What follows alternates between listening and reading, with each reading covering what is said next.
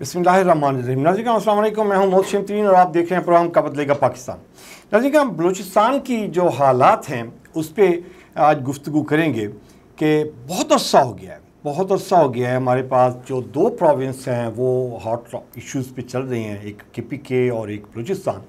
तो ये कौन से फैक्टर्स हैं जो इसको स्टेबल नहीं होने दे रहे, और हमारे पास जो इस वक्त पोलिटिकल फोर्सेस हैं वो और आर्म फोर्सेस हैं, खुसूसन आर्म फोर्सेस जितनी कुर्बानी वो दे रही हैं इस दहशतगर्दी के फ्रंट एज पे खड़े होके, तो ये कब तक कंट्रोल हो सकता है? इसमें फैक्टर्स कौन कौन से हैं? इसमें इंटरनेशनल फैक्टर्स कौन से इन्वॉल्व हैं?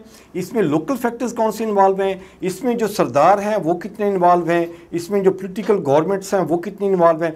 इस पर गुफ्तगू के हमारे साथ हैं जी शिखर गुरु, सीनियर एनालिस्ट हैं जी, एंकर पर्सन है जी सजाद खोखर साहब, आपको वेलकम करते हैं। थैंक यू वेरी मच मोहतशम तरीन साहब। आपके सवाल से पहले आपके प्रोग्राम की बात करूंगा। आपने कहा कब बदलेगा पाकिस्तान? पाकिस्तान बदलेगा तब जब बदलेंगे हम।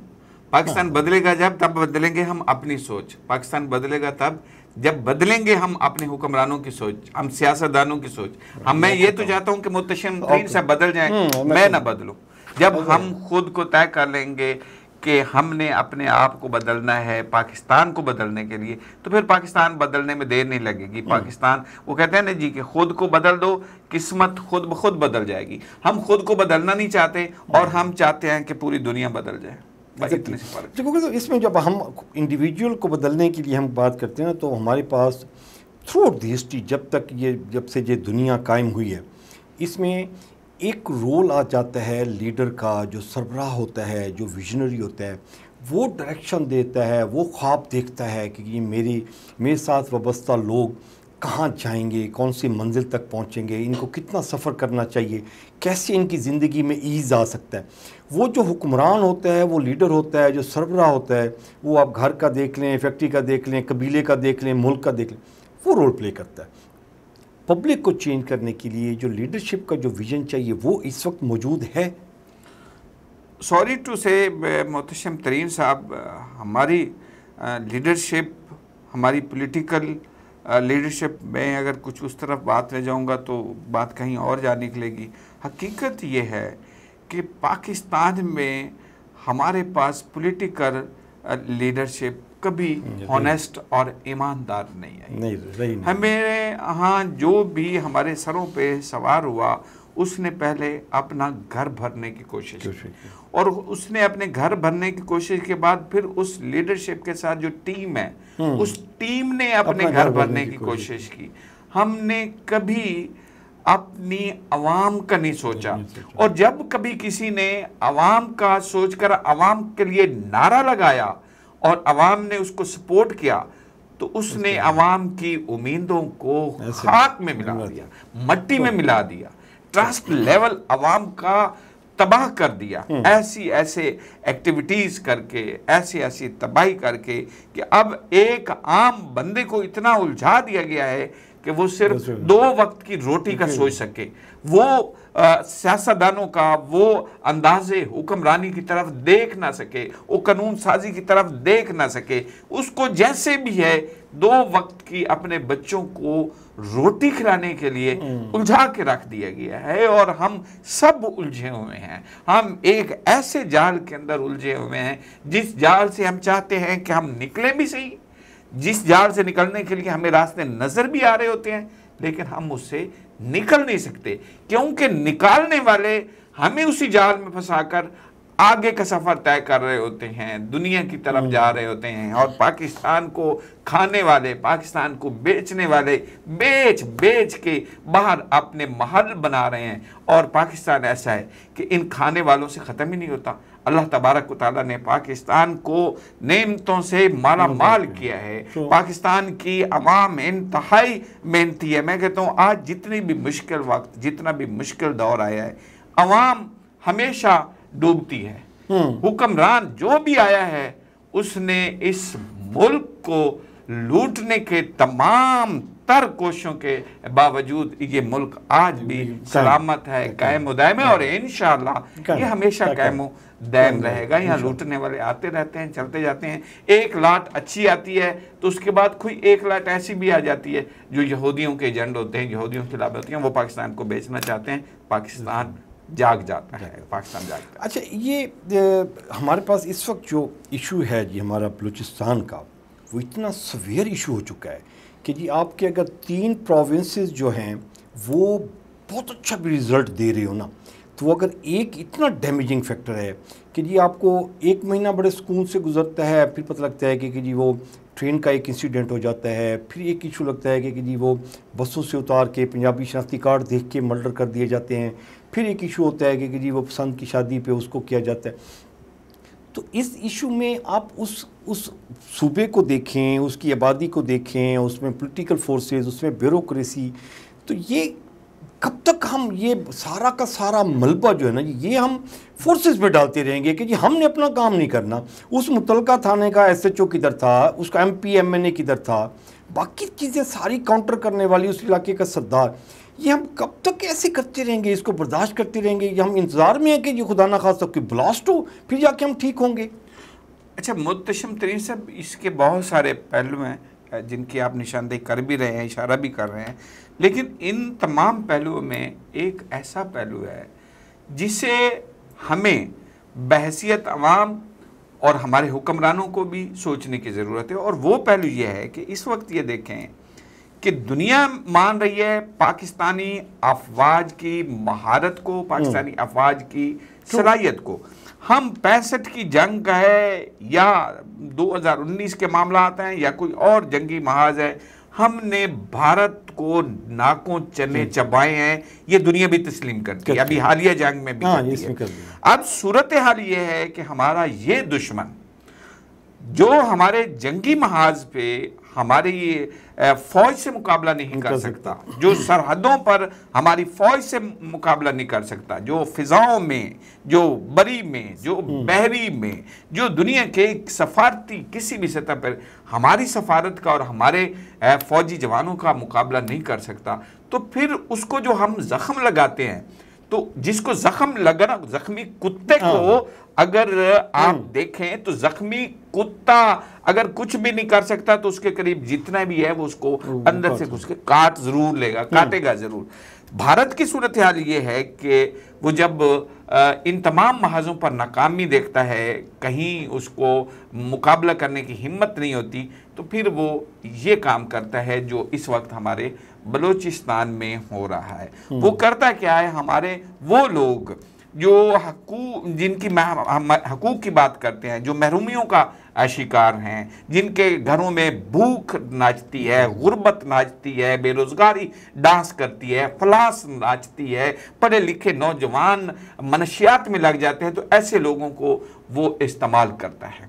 और इस्तेमाल भी करता है भारी फंडिंग से, हैवी बजट के साथ इस्तेमाल करता है। और वो लोग जब इस्तेमाल होते हैं तो फिर इंतशार फैलता है और उस इंतशार के नतीजे में दहशतगर्दी को फ़रोग मिलता है, जिसके पीछे मुसलसल फंडिंग आ रही होती है। वो राह की सूरत में भी हो रही है, वो इसराइल मोसाद की सूरत में भी कर रहा है। ये दोनों दुनिया के जो 2 बड़े शैतान हैं, इसराइल और भारत, इंडिया, ये दोनों बड़े शैतान पाकिस्तान के सबसे बड़े दुश्मन हैं, इस्लाम के दुश्मन हैं। फिर ये दोनों मिलके इस वक्त बलूचिस्तान में फंडिंग करते हैं। हम अगर कहें ना कि इसमें हमारा कोई कसूर नहीं है और हम वो जो लोग इस्तेमाल करते हैं लोगों को उनका कसूर है, तो नहीं, इसमें फिर हमारा भी कसूर बनता है थोड़ा बहुत, हमें भी ये देखना चाहिए।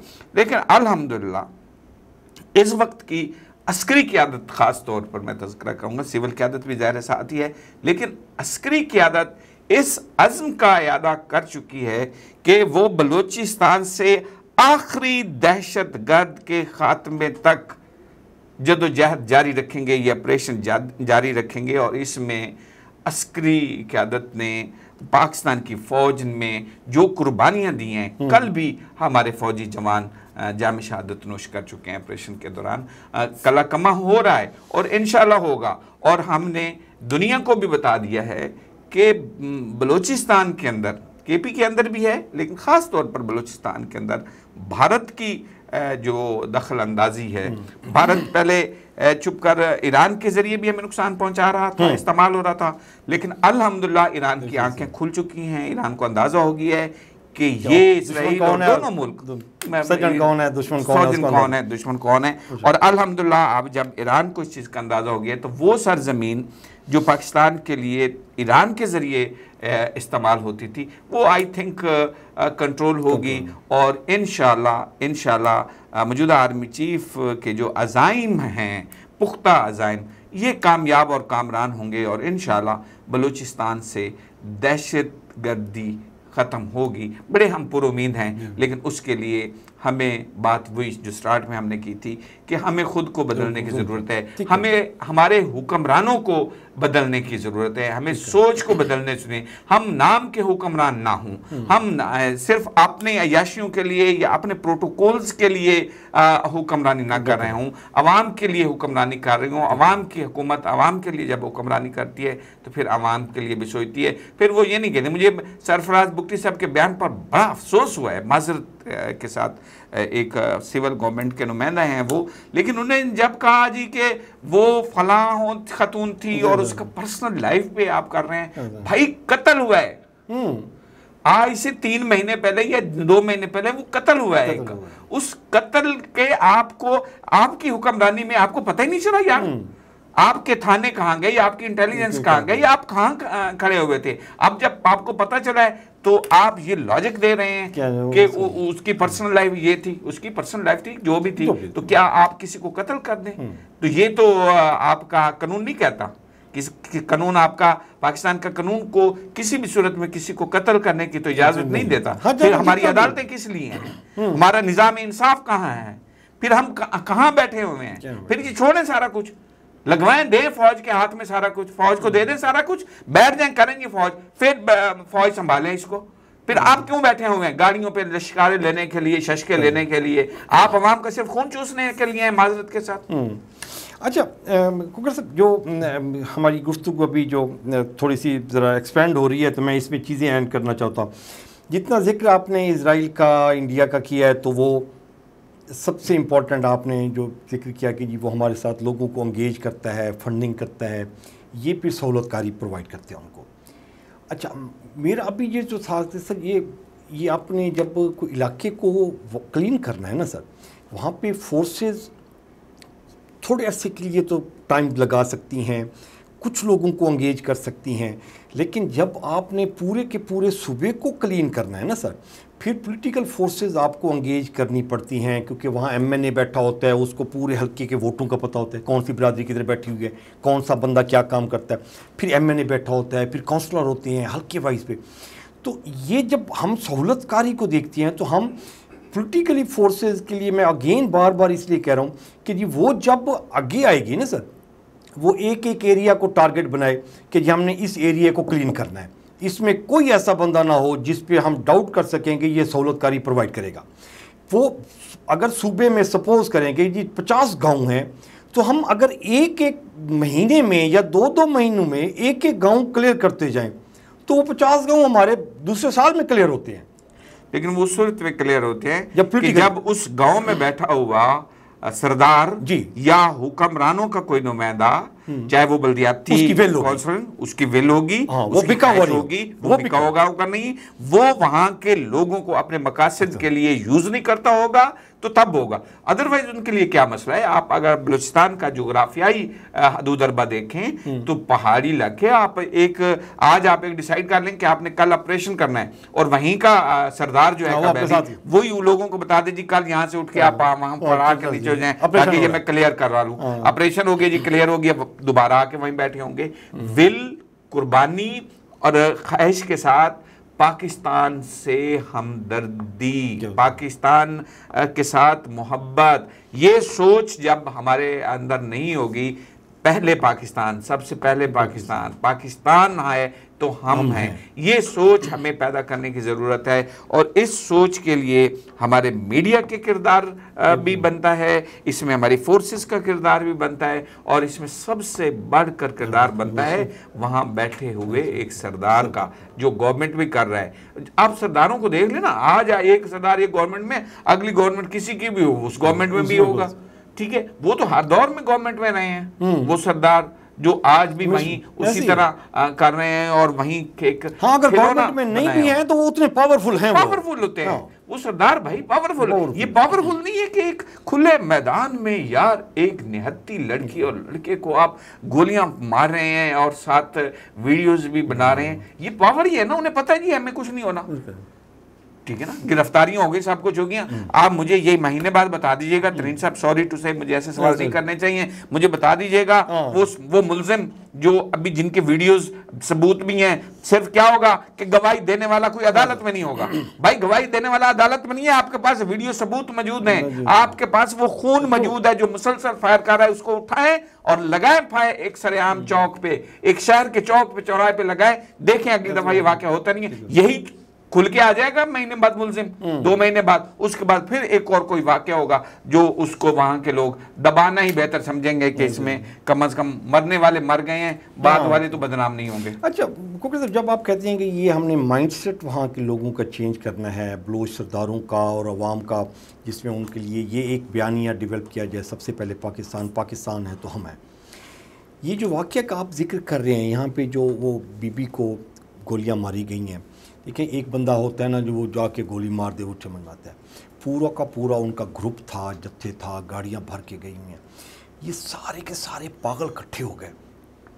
इनको जो पावर में, जो ताकत के नशे में मदहोश हैं, मस्त हैं, इनको कैसे डेवलप किया जाएगा इनमें बयानिया कि ये पाकिस्तान को माने पहले? ये तो नहीं मान सकते, ये तो पागल हैं, ये तो सेंसिबल इंसान ही नहीं है। सर ये कैसे मुमकिन है कि एक नॉर्मल बंदा इस तरह का? एजुकेशन बंदे की सोच बदल देती है। ये वो बदकिस्मत कुछ इलाके हैं बलूचिस्तान में जहाँ यहाँ के सरदार एजुकेशन सिस्टम को आने ही नहीं देते, वहाँ बच्चों को पढ़ने ही नहीं देते। वहाँ सोच ही, जब आप ये कह रहे हो कि हमारा ये कल्चर है कि हमारी कोई लड़की या खतून किसी नामहरम के साथ देखी गई तो हमारी गैरत को ललकार है, और उस गैरत की ललकार का बदला ये है कि आप उनको भून डालें पंचायती फैसले के तहत कहीं भी। ये वो सोच है जो आपके पास इल्म ना होने की वजह से पैदा हो रही है, और इस सोच को आप ख़त्म कर नहीं सकते जब तक आप वहाँ एजुकेशन नहीं करेंगे आप। और एजुकेशन उस वक्त तक काम नहीं होगी जब तक आप इन सरदारों को नथ नहीं डालेंगे, बार बार इनको। यार तरीन साहब, इन्हीं लोगों में से देख ले वहां जो बैठे हुए हैं, इनके अपने बच्चे कहाँ पढ़ते हैं? जो सरदार हैं सारे बाहर, किसी एक सरदार को उठा लें आप, किसी एक सरदार का डाटा निकाल लें, आपको अब तो चैट जीपीटी से भी मिल जाएगा, गूगल से भी मिल जाएगा। किसी एक सरदार, नाम नहीं सरदार का डाटा उठा लें, उसके बेटियां बेटे सारे बैरून मुल्क हैं। मार किसको रहे हैं? एक गरीब बच्चे को, एक गरीब हारी को जो दिन भर बेचारा पत्थरों में मजदूरी करता है, उसी लोगों को मार रहे हैं। उसी पे आप अपनी गैरत जगा रहे हैं कि ये हमारी गैरत का तकाजा है, ये हमारा फलां इशू है। ये कौन सी गैरत का तकाजा है, कौन सी गैरत का इशू है? तो हमें इसके लिए बड़ा मुनज़्ज़म होके चलना होगा, और मुनज़्ज़म तभी होके चला जाएगा जब हम अपने साथ मुखलिस हो जाएं, अपनी ज़ात के साथ मुखलिस हो जाएं, फिर इस मुल्क के साथ मुखलिस हो जाएं। हम तो अपने साथ ही मुखलिस नहीं हैं। 70 साल 77 साल हो गए हैं सर। तो बस आप रोना रोते रहेंगे, हम रोना रोते रहेंगे। इसके लिए किसी न किसी को तो कोई पहल करनी पड़ेगी, वरना यही राह मुसाम पीटते रहेंगे। 75 साल से पहले पीट रहे हैं और आगे भी पीटते रहेंगे कि ये राह का किया धरता है, ये मुसाद का करता धरा है। राह और मुसाद इसी तरह हमारे लोगों को उठाती रहेगी। आप लोगों को फैसिलिटेट नहीं करेंगे, आप वहाँ रोज़गार के मौके नहीं देंगे, आप वहाँ के लोगों को तलीमी सहूलियात नहीं पहुँचने देगा आपका सरदार। गवर्नमेंट जितनी मर्जी कोशिश कर ले, सरकार प्रोजेक्ट जितने मर्जी लॉन्च कर ले, जब वहाँ का लोकल सरदार, मेरी तो ख्वाहिश है ज़ाती तौर पर कि इन सारे सरदारों को इकट्ठा करके कोई जलजला आ जाए, बस ये सारे सरदार जो है ना बैरी जहाज पे उम्र भेज दें, वरना आपका ये सिस्टम वहाँ नहीं। पंजाब में देखें, अभी आप पंजाब बदल चुका है अल्हम्दुलिल्लाह। अभी यहाँ पे वो डेरा सिस्टम वो नहीं रहा। अभी आपको सारे सूबे पाकिस्तान के सूबे पंजाब की खुशहाली की, तरक्की की बातें करती हैं। मसाइल तो हर कुछ एक बेल्ट है, जैसे कच्चा इलाका हो गया या कुछ और ऐसे एरिया हो गया। हाँ, आप इसको खत्म नहीं कर पा रहे हैं। शेखुपुरा में कुछ एरिया क्रिमिनल है, वैसे छोटे छोटे अगर आप इसको एक सूबे की हैसियत से एक ओवरऑल देखें तो वो ओवरऑल देखें तो डिफरेंट आपको यहाँ आपको बलूचिस्तान का पठान भी कारोबार अपना सेफ समझेगा, यहाँ का KPK वाला पठान भी आपका खुद को सेफ करेगा कारोबार। हिंदू काम कर रहे होंगे, आपको सिंध वाला भी यहाँ आके पंजाब में खुद को सेफ महसूस करेगा। लेकिन यहाँ पंजाब का खुद को कोई दूसरी जगह पे सेफ नहीं महसूस करता, वो अपने आप को अनसेफ ही रखता है। वो या तो बाहर जाएगा या फिर वो इसी मुल्क, इसी सूबे के अंदर रहते हुए अपना रोज़मर्रा का मामूल जो है वो इंजाम देगा। तो हमें, मेरा ख्याल है कि हमें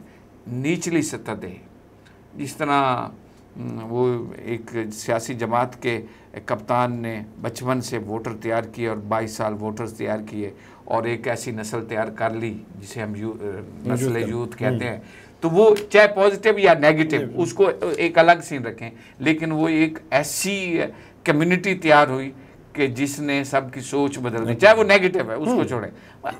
मैं लीडर हूँ, आप लीडर हैं, आपके साथ लोग आ गए, आपने उनका इस्तेमाल नेगेटिव करना है, पॉजिटिव करना है, ये तो आप पर डिपेंड करता है। बलूचिस्तान में सर ये जो पॉलिटिकल पार्टीज जो हैं वो पे देखिए, कोई भी पॉलिटिकल पार्टी ने वहाँ पे बलूचिस्तान में काम नहीं किया। KPK में काम किया गया है, पंजाब में काम किया गया है, सिंध में काम किया गया है, इवन के पीपल पार्टी देख लें, मुस्लिम लीग नून देख लें, मौलाना ने वहाँ पे कुछ काम किया हुआ है, वहाँ पे उसके रूट स्ट्रॉन्ग है। लेकिन अगर आप PTI को देख लें, मुस्लिम लीग नून को देख लें या पीपल्स पार्टी को देख लें, इनके वहाँ पे ग्रास रूट लेवल पे रूट्स हैं नहीं। अच्छा, किसी ने काम ही नहीं किया। मैं आपसे यहाँ थोड़ा सा इख्तलाफ करूँगा जी। मैं आपसे इख्तलाफ ये कहूँगा कि हर गवर्नमेंट के दौर में ये कहा जाता है कि जी बलूचिस्तान महरूमियों का शिकार है, हम भी बात करते हैं, आप भी करते हैं। हकीकत ये है कि बलूचिस्तान के लिए जितना फंड दिया जाता है वो वफाक से भी और वो बाकी सूबों के जरिए भी, जिस तरह सबसे ज्यादा दिया जाता है। आपके बलूचिस्तान के स्टूडेंट्स के लिए पंजाब के अंदर क्या कुछ फैसिलिटीज कोटा है, जॉब्स के कोटे क्या क्या हैं, आप वहां प्रोजेक्ट्स देख लें गवर्नमेंट के, हुकूमतों के। मैं किसी एक गवर्नमेंट की बात नहीं कर रहा, मैं ओवरऑल सबके कर रहा हूं, सबने काम किया, ठीक है, बजटिंग की है। वहां अभी सोलराइजेशन, वहाँ के किसान के लिए क्या काम किया है, सोलर ट्यूबवेल जितने लगे हैं, वहाँ के एग्रीकल्चर सेक्टर को आप देख लें। हम उस सेक्टर पे लोग हमें जाने नहीं देते या हमारे पास उस तरह की इंफॉर्मेशन ही नहीं आती कि इस वक्त भी बलूचिस्तान के लोगों के लिए जो कोटा सिस्टम है मुख्तलिफ इदारों में या तलीमी इदारों में, वो सबसे ज़्यादा हैं, वो सबसे ज़्यादा हैं तरीन साहब। मुसीबत ये है कि ये सारा कुछ वहाँ जब के वहाँ के सरदार हैं वो नीचे तक नहीं जाने देंगे। गवर्नमेंट कहाँ तक जाए? अभी सोलर के जितने सेटअप लगाए कितने तबाह करा दिए गए हैं, मुझे बताएं आप। मैं सर यही तो अर्ज कर रहा था, मैं ये कहता हूँ, देखें 8 से 13 तक पीपल पार्टी की हुकूमत रही, बलूचिस्तान में भी पीपल पार्टी की।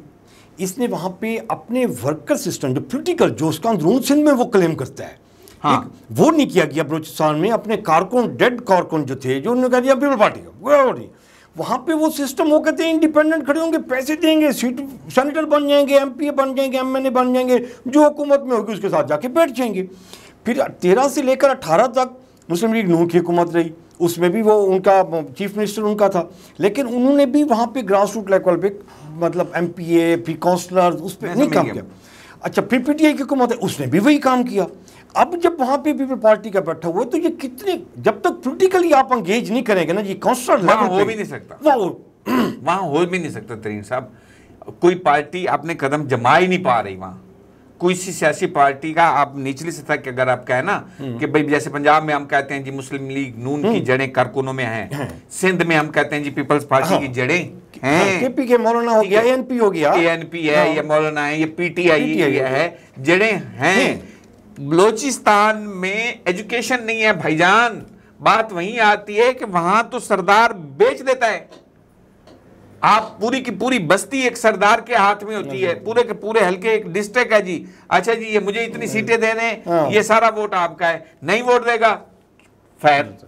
यानी बात बात पे, छोटी छोटी बात पे फायर, बंदे मार दो, ठीक है, तो कुछ वहां लोग रह रहे हैं ना, उनको तो पता ही नहीं होता हमारे हकूक क्या है, उन्हें तो ये भी नहीं पता होता कि भाई ये किस पार्टी की हुकूमत है। उन्हें ये पता है कि अच्छा ये फलां सरदार है, अच्छा ये सरदार ने ये फैसला किया है जी हम फलां सरदार के साथ हैं, हमारे सरदार की गवर्नमेंट है, हमारे फलां सरदार की गवर्नमेंट है।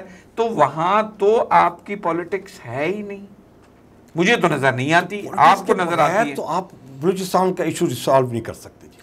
हाँ हाँ, इसको आप किसी हद तक कह सकते हैं। फोर्सेज नहीं आपके इतनी बड़ी आबादी में, इतनी बड़ी एरिया में फोर्सेज, तो आपको वहाँ पे 3-4 लाख फोर्सेज डिप्लॉय करनी पड़ेगी, आपको हर जगह पे वहाँ के उनका करना पड़ेगा, फिर भी वो नहीं कर सकते, एंगेज नहीं कर सकते। फोर्सेज सबसे ज्यादा कुर्बानी बलूचिस्तान में दे रहे हैं, यही मैं कह रहा हूँ ना। आप रोजाना देखें आपकी कितने फौजी जवान शहीद हो रहे हैं। मैं इसीलिए तो कहता कि पॉलिटिकल एंगेजमेंट होगी तब ये फोर्सेज जाके उनको सपोर्ट तो कर सकती हैं, लेकिन अगर पॉलिटिकल फ्रंट पे आएंगे तो इससे इसी तरह की कुर्बानी देती हैं कि मसला वहीं का वहीं है, तो वहीं खड़ा हुआ है।